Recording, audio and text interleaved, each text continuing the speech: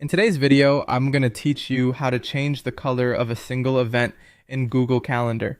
If you want to make one specific event stand out without changing the color of the entire calendar, this is a quick and useful feature to know.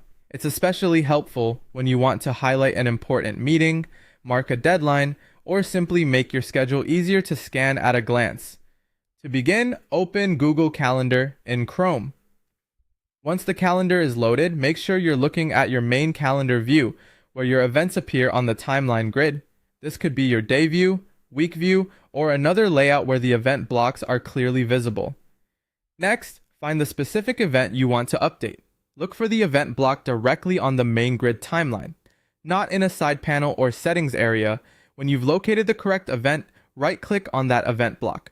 This will open a pop-up menu with several options related to that individual event. In that pop-up, you'll see a palette of color circles. These are the available color choices you can apply to just that one event. Select the new color you want by clicking the color circle that fits your preference. As soon as you click the new color, the event will update immediately. This change applies only to that specific event, which means the rest of the events in the same calendar will stay exactly the same color as before. That's what makes this feature so useful for organizing individual items without affecting your overall calendar setup.